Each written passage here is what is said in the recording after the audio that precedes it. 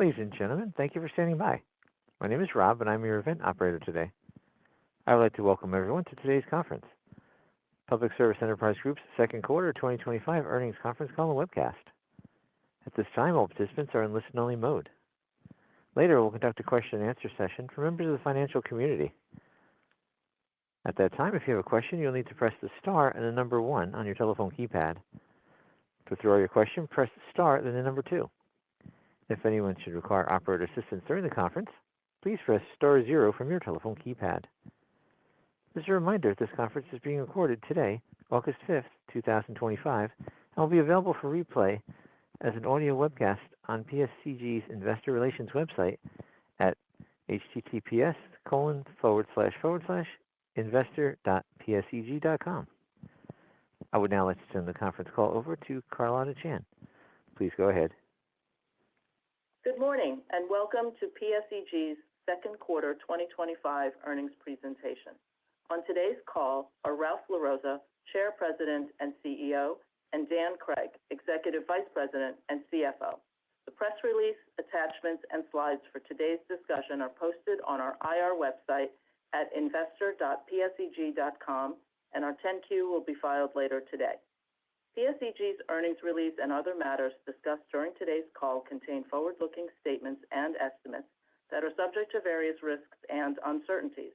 We will also discuss non-GAAP operating earnings, which differs from net income as reported in accordance with generally accepted accounting principles, or GAAP, in the United States. We include reconciliations of our non-GAAP financial measures and a disclaimer regarding forward-looking statements on our IR website and in today's material. Following our prepared remarks, we will conduct a 30-minute question-and-answer session. I will now turn the call over to Ralph LaRossa. Thank you, Carlotta, and thanks to all of you for joining us this morning to review PSEG's second quarter 2025 results and to discuss our outlook for the business over the rest of the year. PSEG delivered another quarter of solid operating and financial performance, and PSE&G is on track to execute on its full-year $3.8 billion regulated investment program to maintain reliability. PSE&G also benefited from a full quarter of regulatory recovery of and on over $3 billion of previously invested capital, which was approved in the October 2024 settlement of our electric and gas distribution base rate case. PSEG's results also reflect the positive impact of higher output from our nuclear generating fleet, which benefited from the absence of a spring Hope Creek refueling outage experienced last year. During the past quarter, we also continued to prioritize meeting our customers' expectations on both the reliability and affordability fronts. In late June, we successfully operated through 3 consecutive days of 100-degree-plus temperatures, prompting high electricity usage that set a summer peak load of 10,229 megawatts on June 24th, the highest system load we have experienced since 2013. The value of our infrastructure resilience and storm restoration efforts benefited customers during a series of intense heat, wind, and rainstorms, providing yet another validation of our investments in the system to maintain reliability, which also improves the customer experience. Our utility crews in New Jersey and on Long Island are working tirelessly to safely keep the lights on, restoring service to interrupted customers on a timely basis, redirecting employees from non-emergency work to focus on emergent service requests, and deploying mutual aid to reinforce our local crews to restore service to customers even faster. During the 4-day heat storm in June, PSE&G crews restored service to 99% of storm-interrupted customers within 24 hours. I could not be more proud of our team's work and these results. Turning to our affordability focus, given the warmer-than-normal summer thus far, higher electricity usage is expected to result in higher customer bills. In addition, our customers are seeing the electric rate impact of last year's PJM capacity auction, which is just now translating into summer utility bills. PSE&G has responded by partnering with the New Jersey Board of Public Utilities to implement a summer relief initiative, providing all residential customers with deferred billing during 2 high-usage summer months, shifting collection of the deferral to lower electric usage months with no interest charged to customers. The utility has also extended shut-off protections for income-qualified residential customers and suspended electric reconnect fees through September 30th. In addition, PSE&G is processing 2 sets of upcoming state-funded residential energy assistance payments that will also reduce eligible customer bills. We also continue to connect our customers in need of payment assistance with all available resources, including our award-winning energy efficiency programs to help lower usage. Last month, PJM released the results of its latest capacity auction, which priced within a FERC-approved price collar at $329 per megawatt day for the 2026 to 2027 energy year. Despite this latest increase in capacity prices, we anticipate a near-flat impact on customer electric bills when this latest price is feathered into the BGS supply rates in June of 2026. This assumes other supply-related costs remain the same, preserving the reduction from other charges expected to come off the bill. As we've discussed on prior calls, the resource adequacy challenges in New Jersey and across the entire 13-state PJM region are becoming more acute as we see both growing demand and new supply slow to respond. Recent reports reflect an increasing amount of new large load applications that are quickly eroding existing reserve margins. Within the confines of PJM, it's hard to see the path to new generation through existing market signals, which may require the consideration of a new approach to procuring capacity and resource planning. In New Jersey, the legislature convened on June 30th, having held a series of hearings on energy affordability in advance of the PJM capacity-related summer rate increases. Legislation introduced this past March, Assembly Bill 5439, could enable regulated utilities to be among those companies able to compete for potential generation projects should New Jersey decide to build or pursue new in-state generation. New Jersey remains a net importer of power, and during the June heat storms, imported nearly half of its electric needs from out of state. Abundant excess generation capacity to our west that for many years made power imports a convenient option is quickly being absorbed by rapid growth of native load in those states. In New Jersey, policymakers have begun to actively weigh the priorities of economic growth with system reliability and affordability, and the state's environmental policies. In fact, today, the BPU is conducting a technical conference on resource adequacy, focusing on the recent PJM capacity auction results and state-driven solutions. We look forward to partnering with New Jersey and regional stakeholders to develop policy consensus on long-term comprehensive solutions that can meet our growing demand and improve resource adequacy while safeguarding affordability and reliability to meet New Jersey's energy needs. While these conversations continue, our $3.8 billion regulated capital investment plan for 2025 is focused on infrastructure replacement and modernization to ensure safe and reliable service and to meet growing customer demand. These efforts are on track and on budget. As mentioned last quarter, PSE&G began the second phase of its Clean Energy Future Energy Efficiency 2 program, which will help customers save energy, lower their bills, and reduce carbon emissions while supporting job training and economic growth right here in New Jersey. And speaking of economic growth, as of June 30th, PSE&G's pipeline of large load inquiries for new service connections grew to over 9,400 megawatts, up 47% from 6,400 megawatts reported as of March 31st.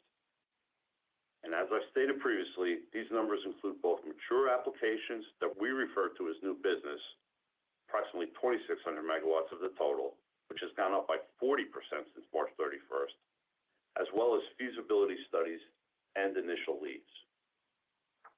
Our engineering assessment turnaround is still averaging about 4 months. and this response time is supportive of the state's objective to spur economic development. To the extent these large load prospects convert into new utility customers in the future, fixed costs are then spread over a larger user base, which can help to lower existing customer bills. Turning now to PSEG Power and Other, our nuclear units generated and supplied the grid with approximately 7.5 terawatt hours of carbon-free baseload power and achieved a fleet capacity factor of 88.8% for the second quarter, lowered by the scheduled refueling outage at Salem Unit 1. During this fall's refueling outage, PSEG Nuclear will perform the work needed to extend Hope Creek's fuel cycle from 18 to 24 months. This is the first of several steps we are taking to optimize our plants, providing the grid with more reliable 24/7 carbon-free power between now and Hope Creek's next scheduled refueling outage in the fall of 2027. In addition, our Salem Upgrade project will bring approximately 200 megawatts, or the size of a small modular reactor, of incremental carbon-free dispatchable power during the 2027 to 2029 timeframe. We were also pleased that federal tax legislation passed in July preserved the downside price protection from the Nuclear Production Tax Credit, or PTC, as well as the PTC availability for expansions of nuclear capacity, which supports the planned power upgrade at Salem. In addition, the legislation permanently extends 100% bonus depreciation to qualified business property. To summarize, we had a good quarter and first half of 2025, which provides us with a solid base to confidently deliver on our full year 2025 non-GAAP operating earnings guidance of $3.94 to $4.06 per share, which is up 9% at the midpoint over 2024 results. Our 2025 guidance includes a full year of new distribution rates from our 2024 base rate case settlement, which was reached last October, as well as an upcoming refueling outage at our 100% owned Hope Creek nuclear unit this fall. In closing, we are also reiterating PSE&G's updated 5-year capital spending program at $21 to $24 billion, which supports an expected rate-based CAGR of 6 to 7.5% through 2029.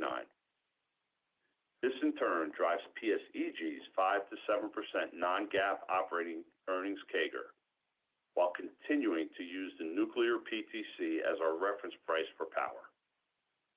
PSEG intends to execute this capital plan without the need to issue new equity or sell assets. I will now turn the call over to Dan, who will walk you through the results for the quarter and our outlook for the remainder of 2025, and then I'll rejoin the call for Q&A. Great, thanks, Ralph. Good morning, everybody. PSEG reported net income of $1.17 per share for the second quarter of 2025, compared to 87 cents per share in 2024, and non-GAAP operating earnings were 77 cents per share in the second quarter of 2025, compared to 63 cents per share in 2024.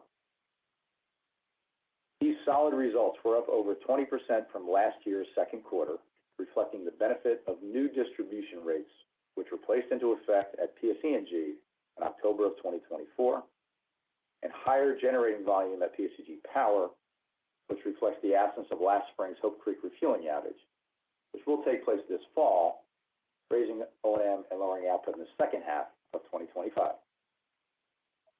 We've provided you with information on slides 8 and 10 regarding the contribution to net income and non-GAAP operating earnings by business for the second quarter and first half of 2025. Slides 9 and 11 contain waterfall charts that take you through the net changes for the quarter and year-to-date periods over the prior year in non-GAAP operating earnings per share, also by major business. Let's start with PSE&G, which reported second quarter net income and non-GAAP operating earnings of $332 million for 2025, compared to $302 million in 2024. For the year-to-date ended June 30th, PSE&G reported net income and non-GAAP operating earnings of $878 million in 2025, compared to $790 million in 2024. Utilities results were driven by the implementation of new electric and gas base distribution rates that went into effect last October to recover a return of and on previous capital investments totaling more than $3 billion. Beginning on slide 9 with the PSE&G column, transmission margin was a penny per share higher compared to the year-ago quarter on higher investment and a prior year true-up. Our distribution margin increased by 10 cents per share compared to the year-ago period, largely reflecting the impact of the rate case plus recovery of and on PSE&G's regulated energy efficiency investment. On the expense side, distribution O&M costs were a penny per share favorable compared to the second quarter of 2024, though for the full year, distribution O&M is expected to be higher versus the prior year. Both depreciation and interest expense each rose 2 cents per share compared to the second quarter of 2024, reflecting higher levels of depreciable plant, investment, and long-term debt at higher interest rates. Lastly, the timing of taxes recorded through an annual effective tax rate, which nets to zero over a full year, had a net unfavorable impact of 2 cents per share in the second quarter compared to the prior period, reversing a positive 2 cents per share impact in the first quarter of 2025. Weather conditions during the second quarter, as measured by the temperature humidity index, were 21% warmer than normal, but 14% cooler than the second quarter of 2024. As you know, the Conservation Incentive Program, or CIP mechanism, decouples weather and other economic sales variances from a significant portion of our distribution margin, while helping PSE&G promote the widespread adoption of energy conservation, including energy efficiency and solar programs. Under the CIP, the number of electric and gas customers is the primary driver of distribution margin, and each segment grew by approximately 1% over the past year. On the capital front, as Ralph mentioned earlier, PSE&G invested approximately $900 million during the second quarter, and we are on track to fully execute our 2025 regulated capital investment plan of $3.8 billion, focused on infrastructure modernization, energy efficiency, and meeting growing demand. And we have maintained our 5-year regulated capital investment plan of $21 to $24 billion through 2029. We began the next phase of our energy efficiency program during the first quarter of 2025, and we anticipate investing up to $2.9 billion over a 6-year period. The energy efficiency program total includes approximately $1 billion of on-bill repayment options to help our customers finance their energy efficiency equipment and appliances, and provides customers with energy information and options to manage their energy use and lower their bills. Moving on to PSEG Power and Other.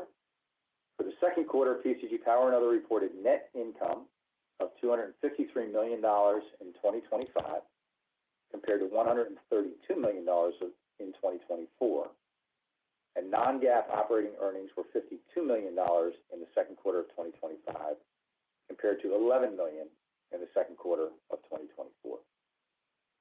For the year-to-date ended June 30th, PSEG Power and Other reported net income of $296 million in 2025, compared to $176 million in 2024, and non-GAAP operating earnings of $224 million in the first half of 2025, compared to $180 million for the first half of 2024.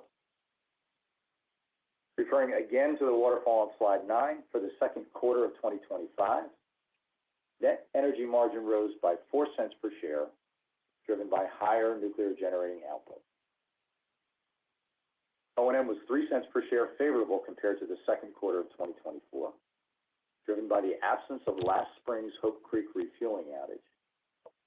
Interest expense rose by 2 cents per share, reflecting incremental debt at higher interest rates. Taxes and other were 3 cents per share favorable compared to the second quarter of 2024, in part due to the use of a lower annual effective tax rate in 2025 that will reverse over the balance of the year.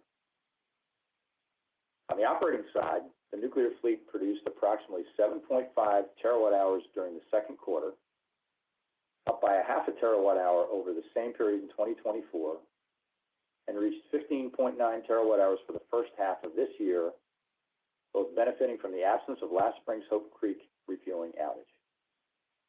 Capacity factors for the nuclear fleet were 88.8% and 94.3%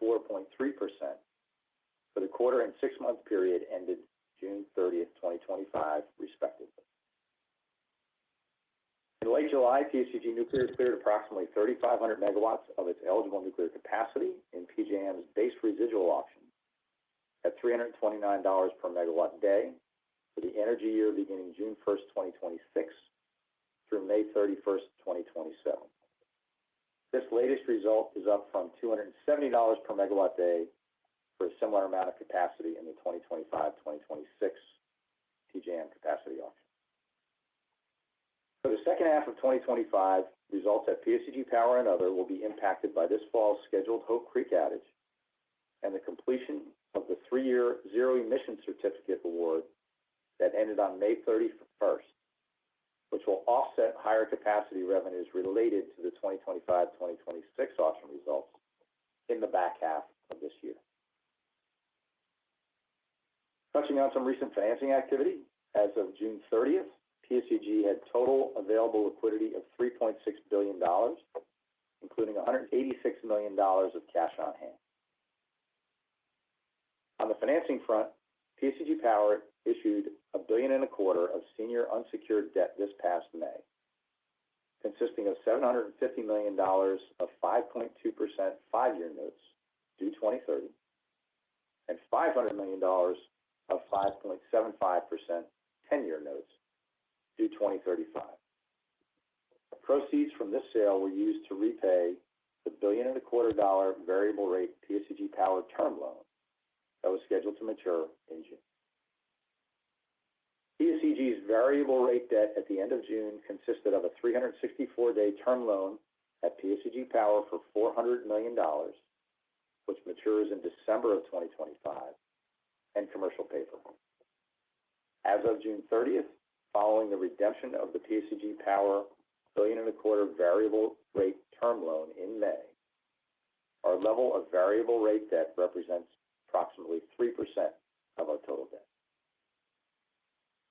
In July 2025, federal tax legislation preserved the downside price protection of the nuclear production tax credit, as well as the PTC availability for expansions of nuclear capacity, which supports our planned power uprate at Salem.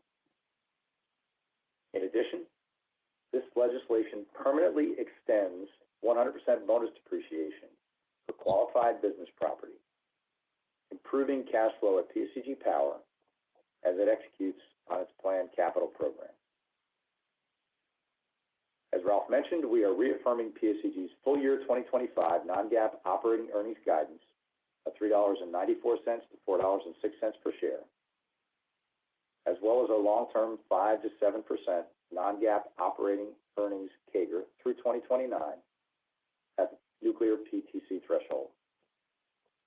Our solid balance sheet supports the execution of PSEG's 5-year, $22.5 to $26 billion capital spending plan without the need to sell new equity or assets, and provides the opportunity for consistent and sustainable dividend growth. That concludes our formal remarks, and we are ready to begin the question and answer session. Thank you. Ladies and gentlemen, we'll now begin the question and answer session for members of the financial community. If you have a question, please press the star and the number 1 on your telephone keypad. If your question has been answered and you wish to withdraw your polling request, you may do so by pressing the star and the number 2. If you're on a speakerphone, please pick up the handset before entering your request. One moment, please, for the first question. The first question today is from the line of David Arcaro with Morgan Stanley. Please proceed with your questions. Oh, hey, thanks. Good morning. Good morning, David. Morning. Let's see. So today we've got the New Jersey Resource Adequacy Conference going on at the BPU. I was just wondering if you could give a sense of where conversations stand with regard to the future of generation build in New Jersey? Thanks, David. Yeah. So it's a little bit tough for us to do this real time. They are literally, folks are literally having conversations right now. So there really hasn't been a big change from a legislative standpoint, right? We talked a little bit in the prepared remarks about the bill that is currently sitting in the legislature. But I'm looking forward to the conversation today that's taking place. And I would tell you, we are advocating really for some decisions to be made by the state as we move forward. And that's really just around what are the forecasts they're looking for. We'll be talking about that. What are the reliability outcomes they're targeting? What are the affordability targets they have? And then finally, the environmental policy goals. When you put those four pieces together, we think we'll be able to find the right answer and solution for the state. And we'll be willing to help out in that in whatever way the state's looking for us to play a role. So we're gonna stick to those 4 points and really try to drive some decisions from the existing administration and obviously having conversations with the potential gubernatorial candidates. Yep, absolutely. That makes sense. Appreciate that. And then, a big increase in the data center pipeline for this quarter. And I was wondering if you could give an update on maybe specifically with regard to the nuclear plant opportunities and an update on data center conversations there.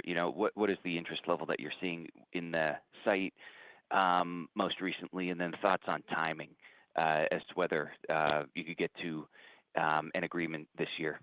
Well, I'll give that to Dan as I usually do on the data centers. I would just say from an economic development standpoint, we're glad to see New Jersey still playing a role in that. They have continued to advocate for data centers and for technology companies to locate into New Jersey. So it's good to see that is working, and that is playing out in the numbers that we provided.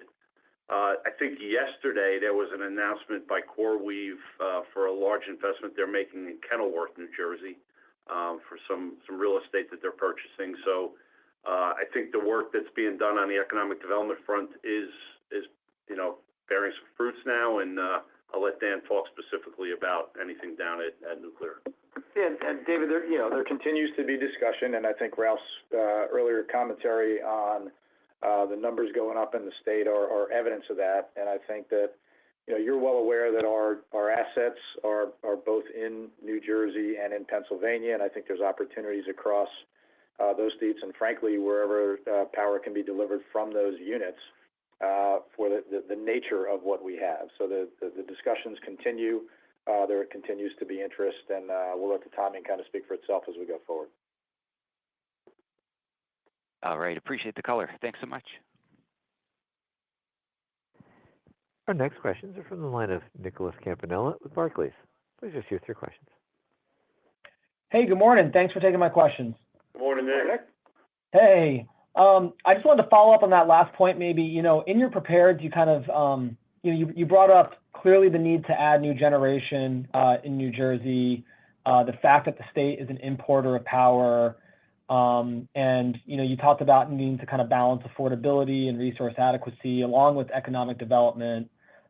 Just how do you kind of see that impacting your ability to move forward with a multi-year contract by the end of this year? And is it still your intention to deliver something by the end of the year? I just wanted to be a little bit more pointed on that. Thank you. Yeah, thanks, Nick. So we've been saying we'd like to do something with this administration. We've been saying that for many months now, and I think that would still stand. But we're not going to do a deal that just for the sake of doing a deal by a certain time frame, right? So we've talked about that, and that really hasn't changed. I think from a balancing standpoint, Dan just put it really well. We have assets in both Pennsylvania and New Jersey. We have data centers showing up across the PJM footprint, not just in New Jersey. And I think this resource adequacy conversation that's taken place today recognizes the fact that what happens in our bordering states matters to New Jersey. When you're importing 50% of your power on your peak days, those decisions that are being made by other economic development organizations, other governors, other utilities, all have an impact on what happens here in New Jersey. So I don't think we have, we tend to have to think we have all the answers, but to your very specific question on how it all comes together, I think it's really a PJM question. It's not just a New Jersey question. Hey, that makes a lot of sense. I appreciate the context. And then maybe with the capacity auction results, I know you kind of talked about the ZEX roll-off, that kind of offsets the 25, 26. But then when we think about 27, 28, how are you kind of framing where you are on a gross receipts basis? And I guess my question is are you now higher in the range because of the 26 or because of the 26, 27 outcome? Thanks. Well, I'll let Dan talk to, again, some more specifics here, but we have not come off of the fact that our guidance remains at the PTC floor with our 5 to 7, and I'll give it to Dan to talk from there. Yeah, exactly. And obviously it goes against the backdrop of what the market looks like, Nick, and you know as well as anybody that capacity is a piece of what the nuclear facilities make. As much as they run, energy is a bigger piece.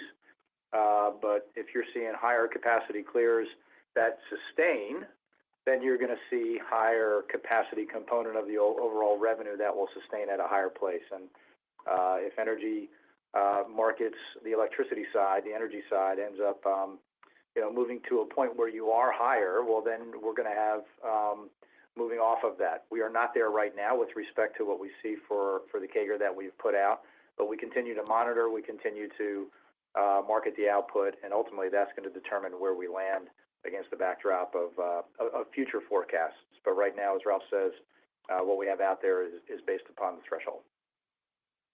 Thank you very much. Our next question is from the line of Michael Sullivan with Wolfe Research. Please proceed with your questions. Hey, good morning. Hi, Michael. Hi, Michael.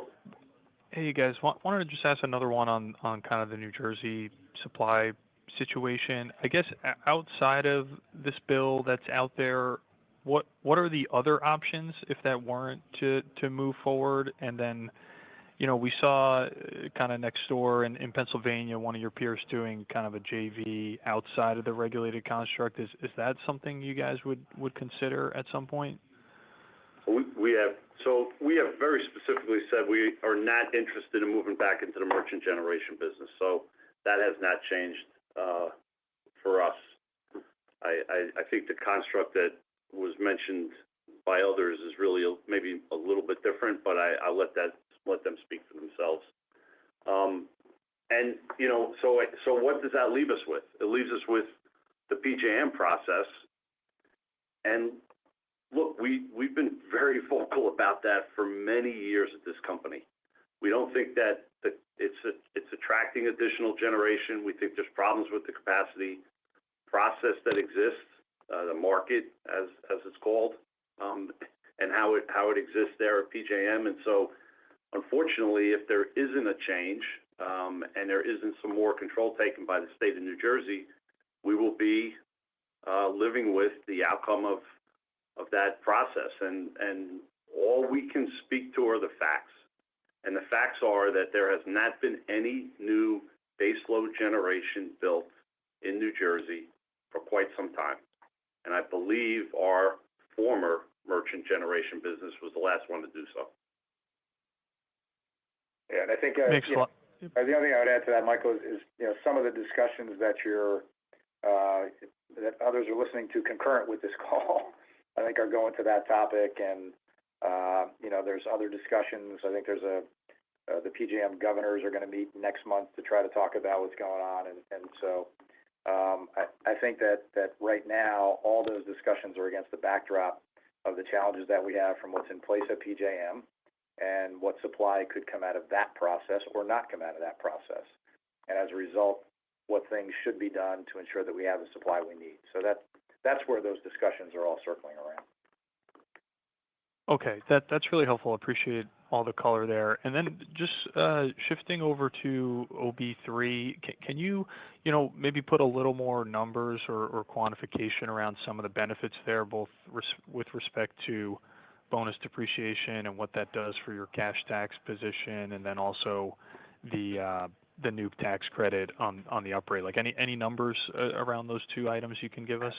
No, and Michael, I think that the thing that it mainly did from the standpoint of the PTC is it retained what was in place. There was some discussion that it's hard to tell exactly how much traction it got about potentially shortening it or potentially changing it, but everything from a nuclear PTC perspective stayed in place. And if we, in answer to Nick's question, if we move to a higher overall market condition, I would still love to have that protective backdrop of a PTC from the standpoint of an overall revenue threshold.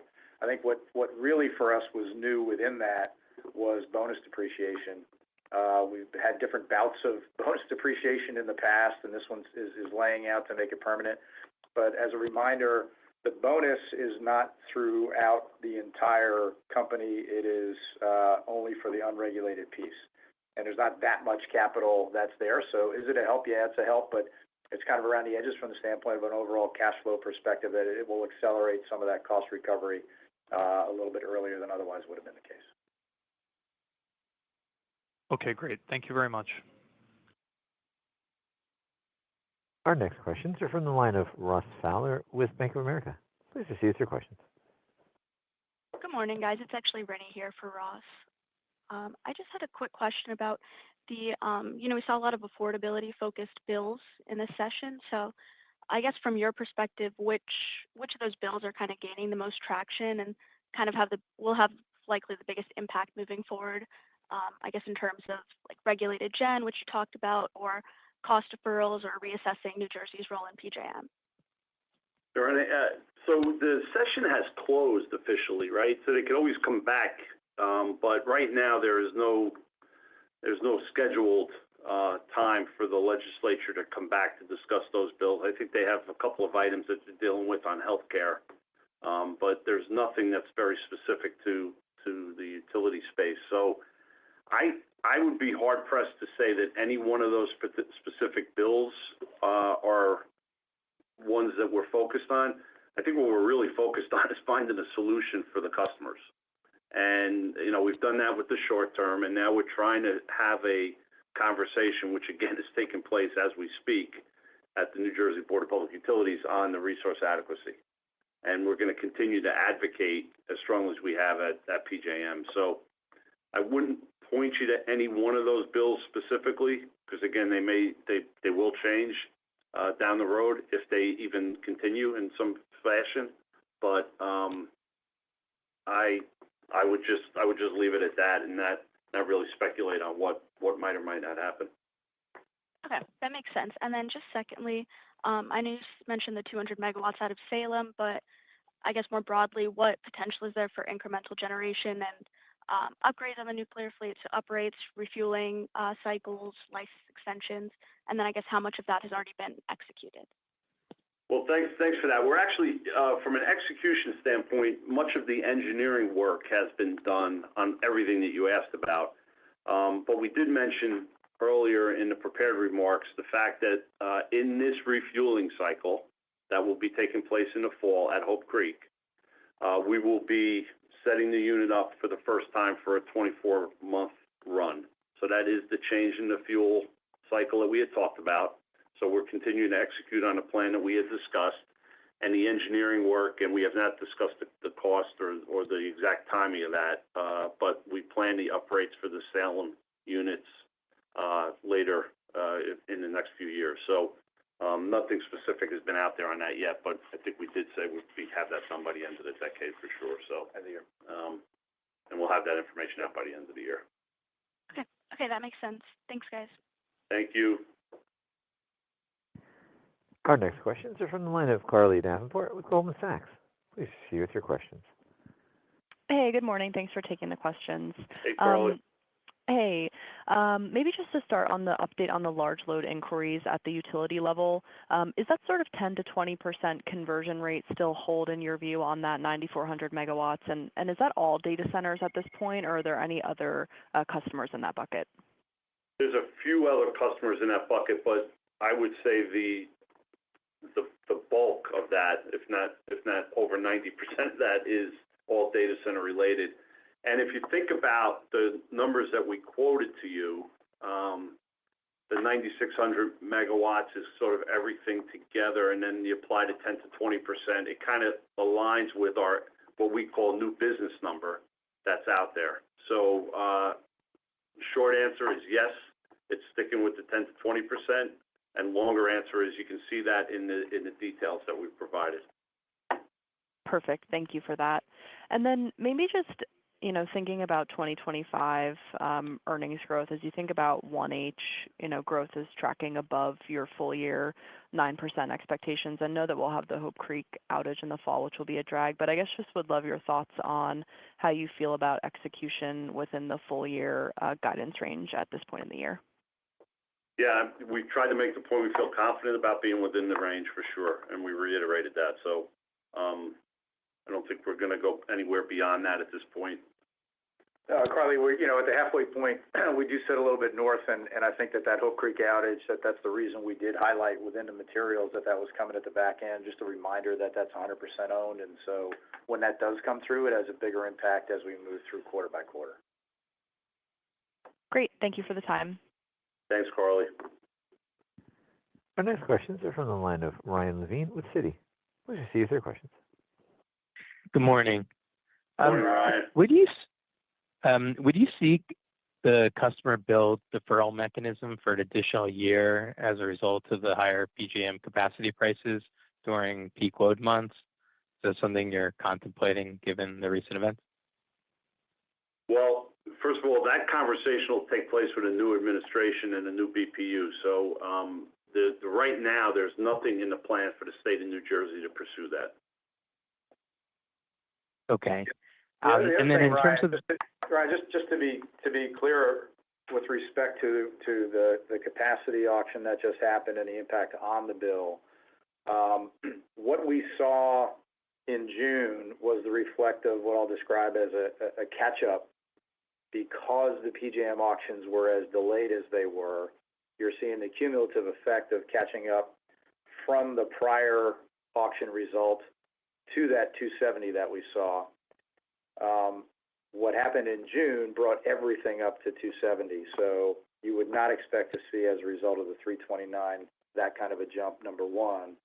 And number two, if you just take a look at, in our normal BGS process, the auction that's rolling off the bill and the auction that's rolling on the bill, and you take a look at where prices sit now, not only do we not expect a jump like we saw in June, we don't really expect much movement at all, because what's coming off the bill is a little bit higher than what would roll on at the current prices. And so that's not to say that something couldn't be done from the standpoint of what you're describing. That's not in place now. As Ralph answered 100% correct, that we work with the regulator as we were to do that. But it would not be in the face of an increase like we saw in June, because that is not what is forecasted as we go forward, just based upon the mechanisms and the pricing. Thanks for the detail on that. And then just one follow-up in terms of the large load request additions. Is there any color around how many customers or individual projects represent that large megawatt increase, just to assess kind of the chunkiness of that ad? Yeah, so I'll add some color without any details, and the color is that what we see here in New Jersey would be a smaller projects than what you're hearing in some other places. So you're not talking about 1,000 megawatt hyperscale in the middle of the Garden State Parkway, right? So it's a little different type of environment here. A lot of edge computing, a lot of backup locations, but it's large. And look, our peak load, is not much north of 10,000, and we're getting close to that in inquiries that we're receiving. And it's a game changer for all of us. You're seeing it across the PJM footprint. And so just we're getting our fair share is the way I would put it, but smaller projects than what some of the other states are seeing. And then lastly, you referenced the CoreWeave development from earlier in the week. Is that incorporated in this updated forecast or projection? There's a piece of the conversation that they've talked about that's in our current projections. They have not gone out with their full build yet for what they planned. Thank you. Thanks, Ryan. Our next questions are from the line of Travis Miller with Morningstar. Please proceed with your questions. Hi, everyone. Thank you. Hey, Travis. Morning, Travis. Hi there. So just following up on this resource adequacy discussion, at a high level, I wonder if you could characterize, is the concern among New Jersey legislators, BPU, et cetera, that there aren't enough electrons, either energy or capacity, in New Jersey, i.e. that 50% import? Or is it just that the economics aren't good for the customer bill? If that makes sense, how's that debate characterized? Well, I would say in the near term, it has all been focused on affordability. And that's where the conversation has been focused with the capacity price increases and what customers are seeing. So it starts there right now. But it is not too far in the recent past that you can look back and talk about reliability concerns that folks had. And you can also, not too far in the recent past, talk about environmental concerns that people have had about what kind of power we were importing or not importing into the state. So we continue to, that's why we keep bringing everybody back to the big picture. What is out there from a policy standpoint that we can, and what solutions can we bring to solve for all those policy issues that are being raised. So I don't want to say it's all affordability, because if it's not too far in the past. I mean, and my past is a little bit different maybe than others. I'll go back to 2003 when the lights went out. The whole focus at that point was on reliability. Not too far after that, we had an issue from affordability standpoint where we had some congestion that was taking place, and that was resolved with some transmission build that was done. Then we focused back on some environmental concerns that were taking place, and then we focused on reliability again after Superstorm Sandy. So it's been all of those pieces that have been out there and have been discussed, and we're just reminding people of all of it as we focus today on affordability. Okay, that's great. I appreciate all that. Here's hoping the lights don't go out for you guys again through all this. But one quick question on if the state were to go to a regulated generation option, would that need FERC approval? Would that have to go through FERC or some other federal entity? No, I don't believe it would. I think as long as the state, it went to a regulator, there'll have to be a question about whether or not it's an FRR or how they would actually go about the process. But I do not believe it would require any FERC approvals. Okay. Very good. That's all I had. Thanks so much. Thanks, Travis. Our next questions are from the line of Paul Fremont with Ladenburg Thalmann. Please proceed with your questions. Hey, Paul. Thank you very much, and congratulations on a strong quarter.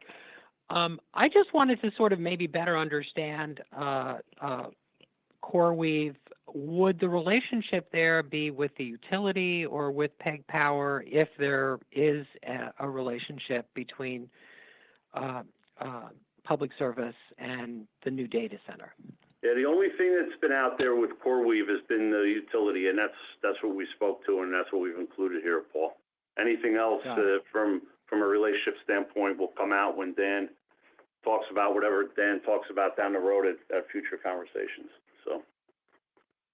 Okay, and then the purchase that they made involves some cogeneration facility. So is it contemplated that there would be a need for additional generation at the site? And if so, how much in terms of megawatts?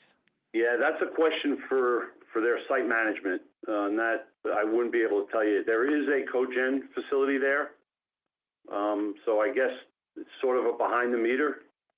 generation. As we have said multiple times, there's cogeneration in the state of New Jersey, and there's multiple sites that have that. So a lot to be determined there as to how that's used and what other needs they might have. And how big is the existing cogen facility? How I many don't have that megawatts? off the top of my head. Well, again, it's a question for their site team. I'm not sure what capabilities that unit has today. Great. Nameplate was under 100, if I remember correctly, but I couldn't tell you exactly. Terrific. I think that's it for me. Thank you. Thank you. The next questions are from the line of Julian Dumoulin-Smith with Jefferies. Please proceed with your questions. Hey, good morning, team. Ralph, Dan, how you guys doing? Good. Hey. Great. There we go. Bring the energy up at the end here. Let's just quickly. Well, first off, I got to say, speaking of energy up on the year, you guys are trending very well on the year. 26 cents year to date. I heard your comments about being confident in the range, but I'm curious where you'll land next quarter as far as reiterating that guidance. Maybe a comment more than a statement, more than the question. But anyway, to go back to the question, we appreciate that. Thank you. Absolutely, or maybe in response to Carly's. But just going back to this Garden State energy storage, right? I heard your comments earlier about power, right? And maybe not necessarily expanding the scope per se, but what's the willingness to participate in this initial bid process that seems ongoing now of the gigawatt, or to what extent do you anticipate power and or PSE&G participating in the current phase and or future phases, right? Again, you could approach this from a few different angles, but how do you think about that being, quote, the primary answer in the current environment as best we talk about this resource adequacy problem here in New Jersey? Yeah, so there's a lot in that question. I would say, how do we think about it from a primary solution? I'll dive on that a little bit. You know, I want to take it from the 3 or 4 topics that we talked about, and not the least of which is an affordability question. Then there's an environmental question. There's some other questions that need to take place there, right? So until we see what some of the pricing is at, I don't know how much of a solution it will be. We've seen prices that are high. We've seen prices that are coming down to some degree on some of the battery activity, but I wouldn't say it's a silver bullet right now. I think it's part of an all of the above that we've advocated for years. And I think, if I'm not mistaken, we had made a filing over 5 years ago down with the state of New Jersey proposing a battery solution from our utility. So we believe in it. It's just a question of how much from an affordability standpoint fits into that, we like to call a Venn diagram where everything comes together. So a little bit more there. And then our participation, we haven't talked to, and I won't front run anything about that. There are multiple states that have some battery requests out, and we look at all the opportunities all the time, but we have not commented on that.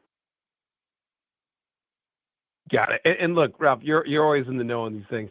With respect to PJM and this conversation on governance and engagement here, I mean, how do you think we could look at the auction and just PJM and New Jersey's relationship going forward? I mean, I know they're asking for board seats and representation and shifts in government, but there's also a separate conversation about shifting the nature of this auction towards bifurcated structures and or, just other permutations that I'm sure are swimming out there, if you will. Any comments on any of that?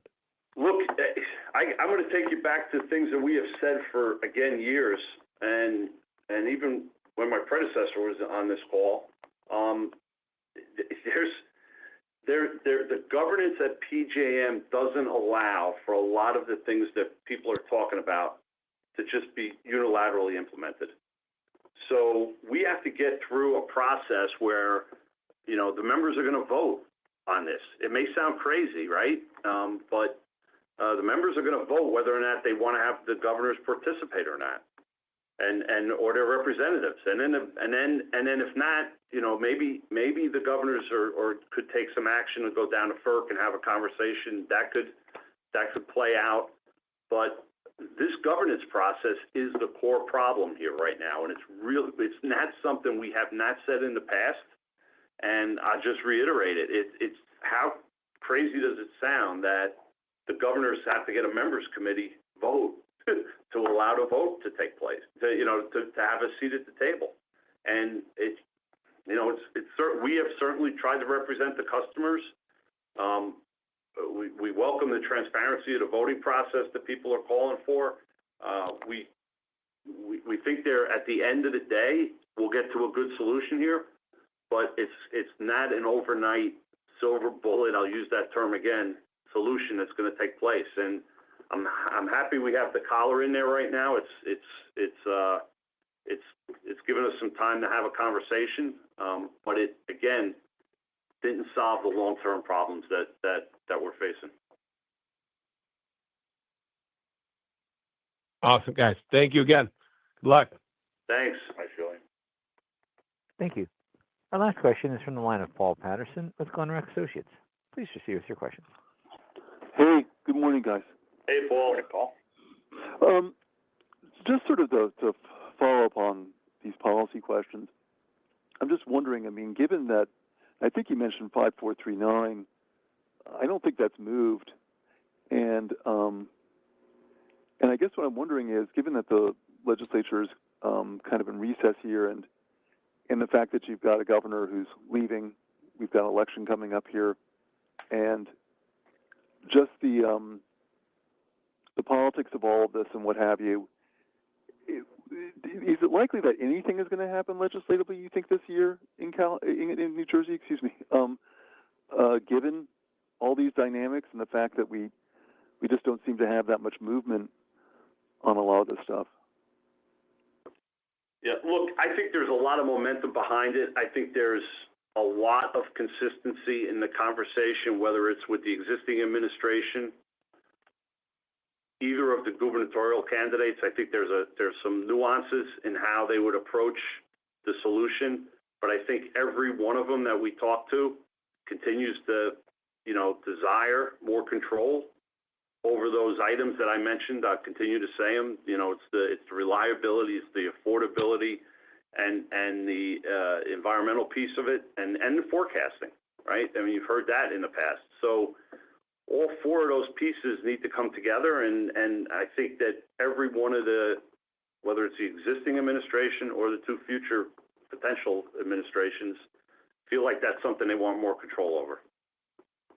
Okay. So the possibility exists, right? It could happen if there's alignment between the existing administration and an incoming administration. A lot of things could happen towards the end of the year. Okay. With respect to batteries and their ability to sort of give a capacity value, and given where prices are in the capacity market, is there any thought about revisiting what you were mentioning before? Because it sounds like you could build those as a utility asset. Any thought about how those might work economically, given where capacity markets are in the curve and what have you, or is it just what are your thoughts about that, I guess? Yeah, no, look, I think there's a lot of opportunity there from a revenue standpoint to what you're saying, but right now that's still all a merchant solution. The utility did propose a rate-based solution, and it has not been acted on yet, and I respect that. Right now, the BPU is, and it's been for many years, has looked at that as a merchant solution. I think that Garden State battery storage specifically says they would like to have a merchant solution for it, and so maybe the math will work out. I won't opine on that right now. I'll just tell you that I think there's a role for the utilities to play, and I think there's a potential role for the competitive markets to play. Okay, I really appreciate it. Thanks so much. Have a good one. Thanks, Paul. Thank you. At this time, I'd like to turn the floor back to Mr. LaRussa for closing comments. Thank you. Well, I'll end where I started, which is a thank you to the employees for the work that was done. This has not been an easy weather pattern for us over the past couple months. While we talk about storms and we talk about heat, we don't talk about when that all occurs. And this these storms have rolled in consistently on Fridays. And the disruption that puts on people's lives, the ability for them to spend time with their families is interrupted. And we certainly just take a second to pause and thank everyone for the work that they've been doing during that time. And then I also want to thank our customers for engaging with us and having conversations. We are here for our customers, but we also know that there's challenging times from an affordability standpoint, not just with utility bills, but across the board. And we are bringing those solutions in the near term and fighting hard and advocating for the long-term solution. So you'll continue to hear and see more of us doing that, and you'll continue to hear and see more of us on the road as we get back out there in the next couple of months. So thanks for calling in, and have a great rest of your summer. Ladies and gentlemen, this concludes today's teleconference. You may disconnect your lines at this time. Thank you for your participation.